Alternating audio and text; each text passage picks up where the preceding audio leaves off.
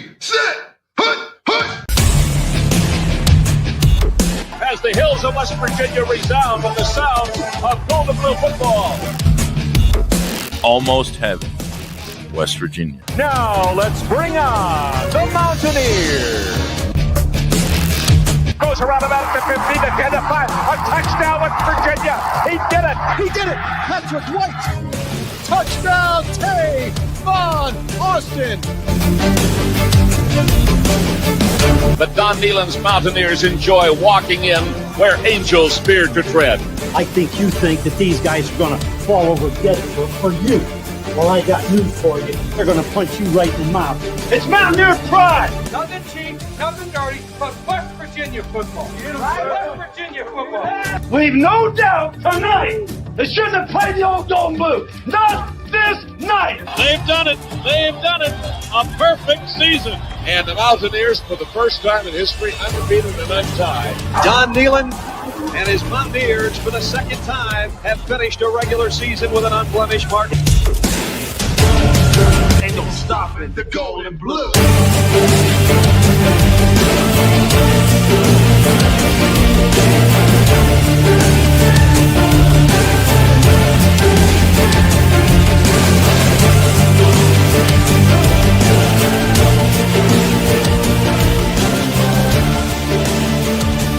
It is a great night to be a Mountaineer wherever you may be.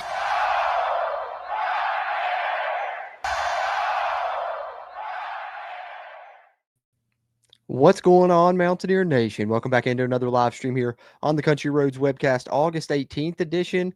And we've got a joint show for the first time in a while. We're going to talk WVU football and WVU basketball here on this stream. We've got roster updates for both sports. We got new players coming in for both sports. So a lot of fun and exciting things to discuss, a lot of fun and exciting players to discuss throughout this stream in both sports there for WVU. We'll start on the football side, wrap up with basketball on the back end as we have the roster update for the basketball side, plus a scheduling update we'll talk about there towards the tail end of the show. But before we get there, another addition to West Virginia's roster here late in the process, here in the middle of camp. Going to bring in an offensive lineman that was a junior college All-American, so we're going to discuss him. And then, as we said previously, we were waiting on the other 4 recent additions to be added to the university's official roster so we could add them to ours here on the CRW using our roster tracker, and that's happened, so we'll go ahead and go over those as well. So that's kind of what's on the docket for this stream. Appreciate you guys tuning in, whether you're watching on YouTube, Facebook, or Twitch. If you're watching on Facebook or Twitch, be sure to come over to the Country Roads Webcast YouTube channel, subscribe here, get all the WVU football content that you can get in pre-recorded fashion, in podcast fashion. Had our position preview series. We've got our season prediction roundtable show out for our first podcast episode of season 8, which of course coming soon will be the Robert Morris preview and predictions here in the near future. So be sure and come over to the YouTube side if you're there on Facebook or Twitch. And those of you that watch on YouTube, help us out by hitting that thumbs up button. Help us out with that crazy YouTube algorithm. Help us find more Mountaineer football fans like yourself. With that being said, though, let's get into it. Let's talk a little WVU football to start this thing off. Let's go ahead and hit the roster update first, because I think, that's one thing I said we were awaiting was the addition of these guys to the official roster, and that's now happened. As we pull up the new additions on the official roster, we see Andre Devine, the running back, 5'7", 157 redshirt freshman, transferring over from Jack State, now listed on the official roster. And then, of course, the other running back addition, which we just recently talked about a couple of days ago, now on the official roster as well, Tyler Jacklich. He'll be wearing number 28. So Devine wearing 26, Jacklich wearing 28 in the running back room. That great size, 6'2", 223, and he's a redshirt sophomore. So go ahead and pull up our running back position on our CRW roster tracker here now. Talk about that with their additions. And we have the other 2 most recent additions to talk about as well that have been added to our roster. So as we pull this up, we now have a redshirt sophomore in Tyler Jacklich in the fold there in the running back room, which I've talked about when I covered him. I was super, impressed by his tape, getting him this late in the process. You wouldn't expect him to have tape like that. And the way that he moves at 6'2", 223 is, potential to be really special. I think, if you don't get Ty Edwards eligible, this is a great insurance piece. And even if you do get Ty Edwards eligible, he can help you now and in the future with him only being a redshirt sophomore. And then, of course, Andre Devine, going to have to add some size, as we saw there at only 157. But he's only a redshirt freshman, so who knows what can happen throughout his career. Certainly has the pedigree, right? So glad to add him to the room. You love getting those legacy players in the fold. So there's the updated running back room with their addition. And then we had the 2 defensive additions that we talked about in a recent stream. Let's start with the linebacker. Caleb Newey-Yondel has also been added to the official roster. As you see here, number 38, 6'1", 220, and he is a junior coming over from Cerritos Community College. Like we said, he was a teammate of Adam Tomczyk there, who's now a defensive lineman at WVU, had came in via the portal there. So let's go to the linebacker position now, where we have added in Caleb Newey-Yondel to the roster, another junior. So, look how experienced that room is now for the linebackers. There are 4 redshirt seniors, a redshirt junior, 2 true juniors with Cutter, and now Caleb Newey-Yondel added to the roster there, number 38, and 6'1", 220, good size, another great piece to have in the room. We'll see how many reps he's able to secure this season, but I think definitely someone that has potential for, next year as well. You look at the running back room beyond this year, the linebacker room beyond this year, Ben Bogle, Ben Cutter, Caleb Newey-Yondel, all potentially could come back. Plus, your youngsters with Ashton Woods, Mike Hasty, and Cam Torber. I like the potential there. Caleb Newey-Yondel adds to that there with his addition to the linebacker room. And then, of course, we have the edge rusher coming over from Oregon State, one of the first mid-camp pickups that we talked about, and that is Omatosho, number 87. They haven't listed at D-line. I thought they were going to put him maybe at bandit. I still believe he could potentially play there, whatever's his quickest way onto the field, as this is his last year of eligibility. You see there, redshirt senior, previously played at Oregon State, had his big year before that, though, at Wyoming, as we've went over in the past. 6'2", 251, so could be on your D-line, could be a bandit, where he's on, listed at D-line on the official roster there for University, so we're going to put him in the D-line room here on our CRW roster tracker, but I still think he could maybe play some of this bandit spot, just like I think Jamori Robinson will play some bandit if he's eligible. But Omatosho now gives you a 5th redshirt senior in the defensive line room, which is crazy. Eddie V, Jamori Robinson, if he's eligible, Ham Russell, Devin Grant, and now Omatosho give you 5 redshirt seniors. And then, of course, Eddie Kelly, who's going to play a ton, is a senior as well. So very experienced, transfer pieces that West Virginia has brought in. And another one that you add here late with Omatosho coming over from Oregon State.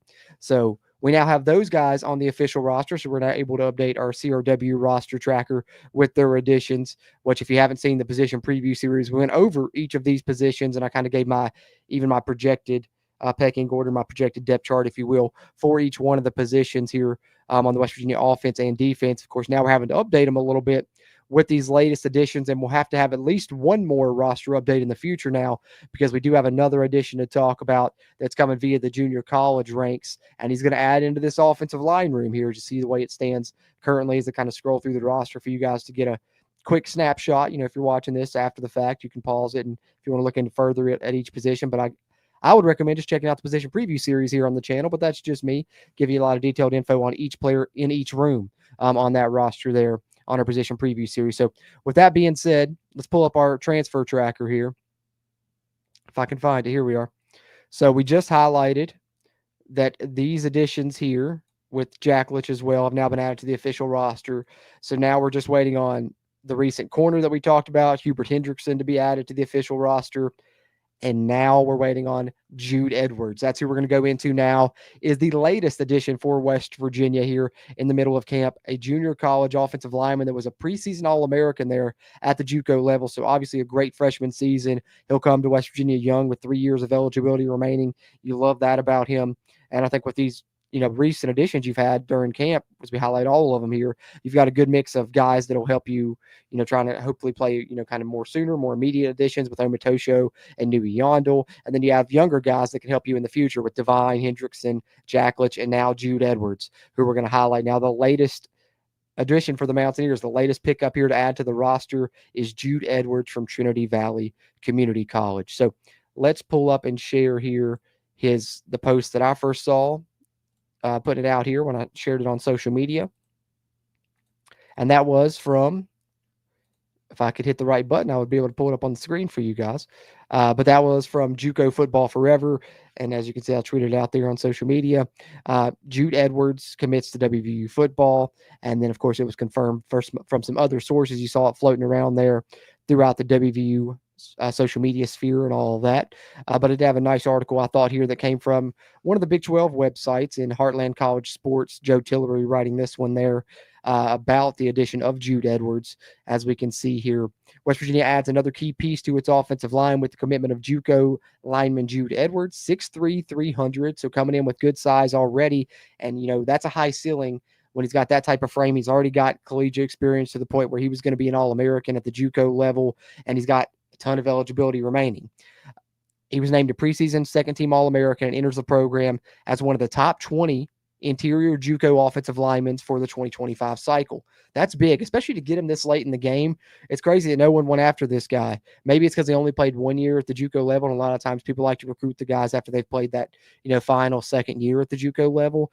But somehow, you know, being a top 20 interior JUCO offensive lineman slipped through the cracks after appearing in 9 games last year and earned recognition for his physical style and interior strength.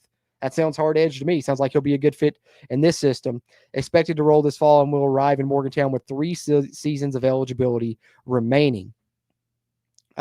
This addition aligns with West Virginia's continued emphasis on JUCO prospects, particularly along the offensive front. I would more so say that it's just getting experienced guys on both sides of the trenches is what they've been trying to do there. And on the current depth chart, Edwards projects as a developmental option at guard. He will likely sit behind veterans like Kimo Makaneole and Josh Isosa, who we brought in both those guys from the SEC, but has the potential to climb the rotation quickly if he adjusts to the speed and physicality of Big 12 play. His ability to play multiple interior positions combined with his remaining eligibility makes Edwards a valuable long-term addition for the Mountaineers. So a nice write-up there from Heartland College Sports. And I'd agree. That's another thing we need to add into the mix when we talk about Jude Edwards here is we love the fact that you can see them talking about him probably playing, you know, at guard, but in the thumbnail, you may see he's snapping the football. So he has experience there, as they say later in this article, multiple interior positions. So, you know, could be left guard, center, right guard, wherever he can fill in there, you know, into the rotation, I think is what you're keeping an eye on now. But I think it's a good pickup, especially getting him this late in the process. And I think, you know, about half of these pickups, at least that West Virginia's added, you know, in the middle of fall camp have been ones that have been impressive to be able to pick up this late. And I think you add Jude Edwards to that list with Tyler Jacklich, Nui Yondel. You know, I think that those guys have the chance to contribute this upcoming season. Maybe we'll see what happens, but I really like the pickup of Edwards because what did West Virginia go out and do for their offensive linemen? When you see, you know, the top 5-6 guys, they're all what, seniors or redshirt seniors, right? So West Virginia's going to need some pieces for the future. A guy that was a junior college All-American, one of the top 20 linemen at the junior college level. That's a pretty good piece to have to potentially slot right in one of those guard spots once Young Bear and Kimo Makaneole moves on. Put him beside Landon Livingston if you want to. I like that. I like that there for the future. So I like that pickup of Jude Edwards there, and that's what I had on the football side, guys. We're going to switch gears here and talk a little basketball now. We do have a couple roster updates to talk about there, or one roster update, really, I guess I should say, and then a schedule update for the WVU hoops side of things. So that being said, I'm take a swig of my coffee, and then we will switch gears, talk a little WVU hoops.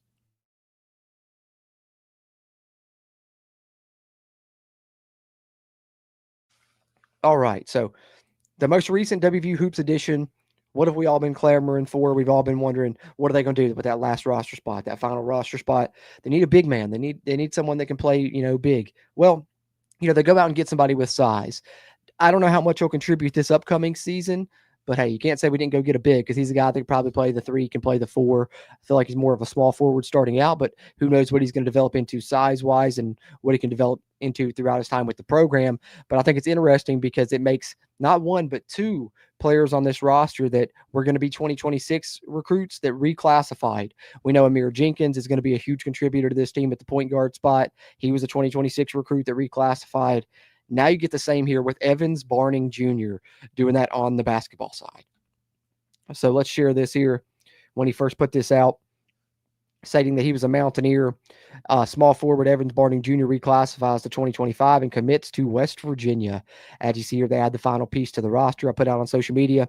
And then it was quick shaking, quick movement for the Mountaineers to go ahead and announce it officially. So we actually have the official signing announcement here from the university, complete with quote there from Coach Ross Hodge. As you can see, 6'7" freshman, originally from Toronto, Ontario, Canada. Hodge announces the signing of Evans Barning Jr. He is a 6'7", 190-pound forward, attended Archbishop Carroll High School in Washington, D.C. this past season, where he averaged over 10 points, over 6 rebounds, had 13 points and 11 rebounds in a game against DeMatha, 20 points and 11 rebounds versus Concordia, and 17 and 15 against Newman Goretti. So I think you can see the way that he can hit the glass. That's a bright spot right there. Probably going to have to get some weight on. 6'7", 190 is a little thin, but he can get some rebounds despite that frame. And here we have the quote from Coach Ross Hodge himself. Evans is a versatile forward with great length and athleticism. He's been well coached throughout his career and has played with other high-level players. His character and willingness to be coached will allow him to continue to grow as a player here at West Virginia. We're excited to have him join us in Morgantown. He played AAU basketball for Team Durant. That's why he had the Durant jersey on in the picture that's on the thumbnail of the video here on YouTube. In the Nike EYBL circuit, and that's where he really started to gain some traction, was playing on the EYBL circuit, because if you try and look up his recruiting rankings, you can't really find any. So really it was his performance in these AAU games that caught a lot of coaches' eyes, including West Virginia, as they got him to reclassify and come in this season. One of the main ones being the game where he played against the Bradley Beal elite team. So he's on the Durant team playing against the Bradley Beal team in the Nike EYBL AAU circuit. And he finished with 29 points and 4 rebounds, shooting 79% from the field. So that performance alone is going to get you some recruitment, and it ends up getting him to Morgantown here as the final piece on the roster for the 25-26 season, which a little bit more info on him. We'll pull up his page now on the official roster that he's listed there and gives you a little bit more info on him here, which, like we said, 6'7", 190. Where he was there, we talked about. So this pretty much lists everything the same that we just talked about, actually. I thought they'd have a little bit more on this bio here, but there's a look at his profile on the bio nonetheless on the university's official site, which if we pull it up, I think there's only Neil Howlett missing from the roster right now. I think we have pretty much everyone else on here as we look it up now with Evans Barning on the roster now. Yeah, Barning Jr., who we just covered. Of course, Trayson Eaglestaff, Jackson Fields, Jasper Floyd, Jaden Forsyth, Honor Huff, Amir Jenkins, Brennan Lorient, Chance Moore, Harlan Obioha, Abraham Oyadir, DJ Thomas, Morris Ugasuk there. And then Neil Howlett will be on that roster as well. He's not yet been officially added, but there's a look at the updated basketball roster. Now with the latest edition, I think we're all happy that they finally do add that final piece. We've all been wondering when it was going to come, who it was going to be. We at least have our answer on that, and we know kind of what the pieces will be for the Mountaineers for the upcoming season. And now we know who they're going to be playing in the non-conference as well. As the full non-conference slate was released, we can talk a little bit about this here to wrap up our discussion in this stream on the basketball side. The full non-conference schedule for WVU.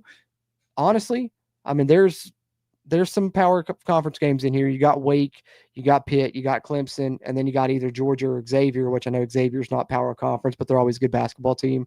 Those are your tougher games in the non-conference slate. But if you can find a way to win those, man, imagine if you can get through non-con undefeated. That'd be huge, wouldn't it? Ohio State will be tough as well. But when you look at the schedule, what's impressive, or, I think maybe not impressive, but what's the word I'm looking for? Maybe beneficial, I think is the word I'm looking for here for the Mountaineers, is that mainly all home games. The only non-home games are the preseason tournament, the Charleston Classic. That's where the Clemson, Georgia, and Xavier come in. And then Wake Forest is a neutral site, but you're playing in Charleston. So, be that as it will. And then Ohio State, you're not playing in Columbus. I mean, it is more still kind of close to being a home game for Ohio State because it's in Cleveland, but that's technically neutral site. So, you're all home games and neutral site in your non-con schedule. That bodes well for you. So let's go through it here. The non-conference schedule for the Mountaineers basketball team in 25-26, the Ross Hodge debut, baby. We got Wheeling is the exhibition game on October 26th in Morgantown. You got Mount St. Mary's at home on November 4th. You got Campbell at home on November 6th.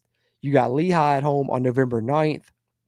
So, I mean, the first one doesn't count. That's your exhibition. So you should definitely be 3-0 rolling into play in Pitt November 13th in Morgantown. We definitely owe them some payback over the past couple of seasons.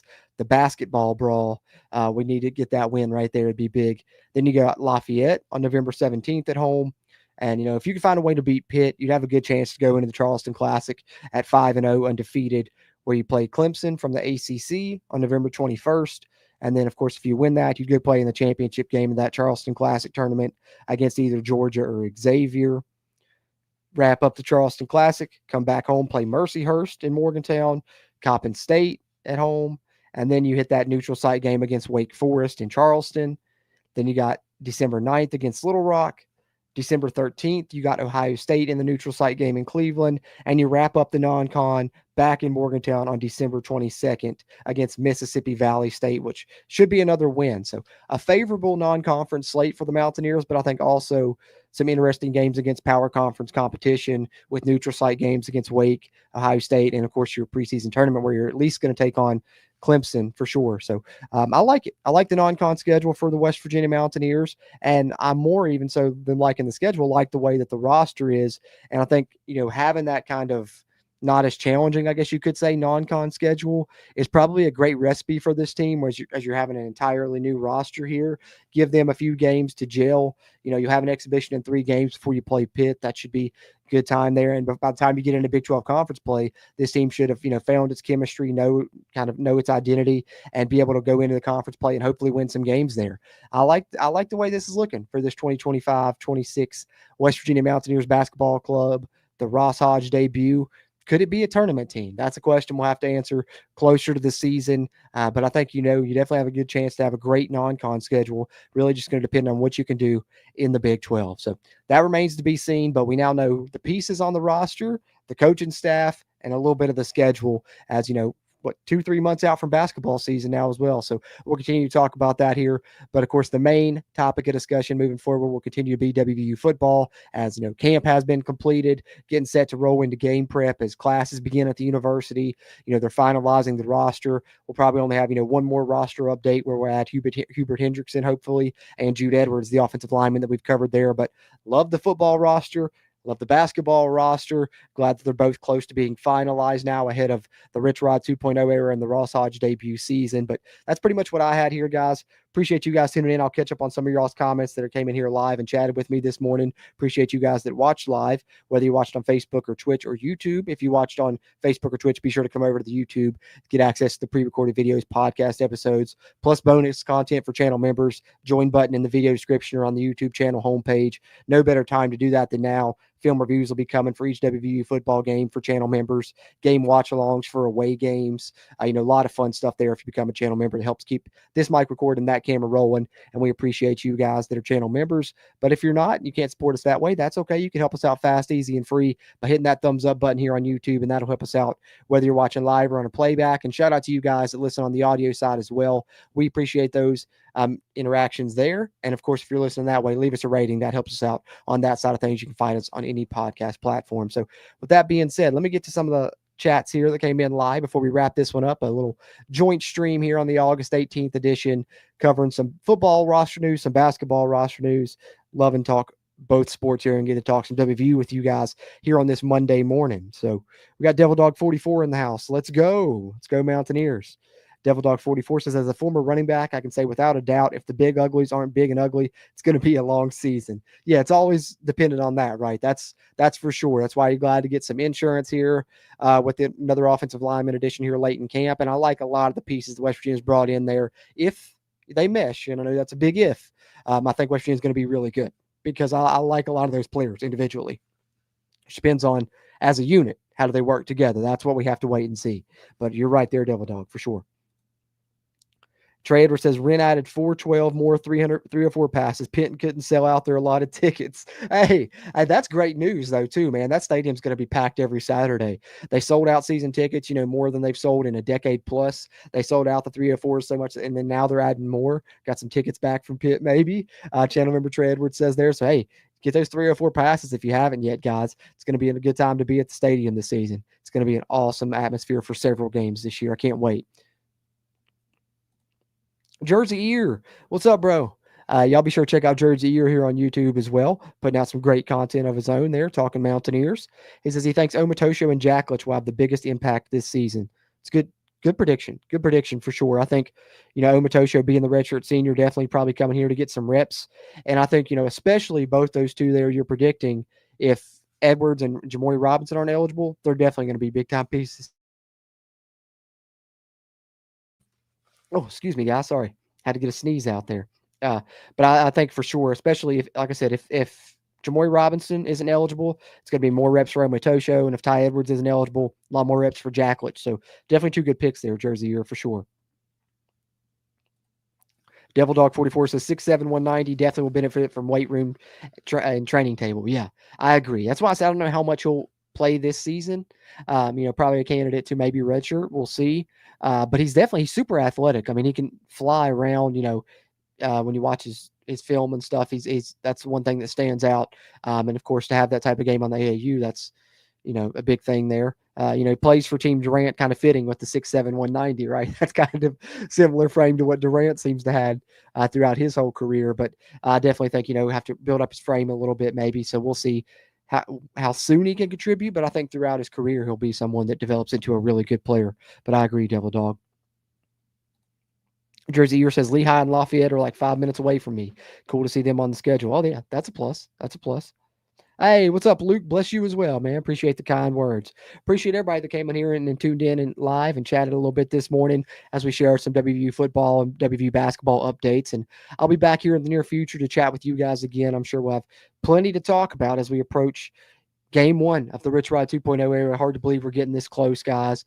Be on the lookout as well for the episode 223 of the CRW podcast here as we continue through season 8 with the Robert Morris preview, and our predictions for that game will be coming out in the near future as well. So be on the lookout for that on YouTube and, of course, on any podcast platform you like. And I appreciate you guys tuning into this one any way that you chose to do so. If you didn't get a chance to chat live, throw your questions, comments there in the comment section here on YouTube. Appreciate those interactions as well as we continue to try and grow the CRW community.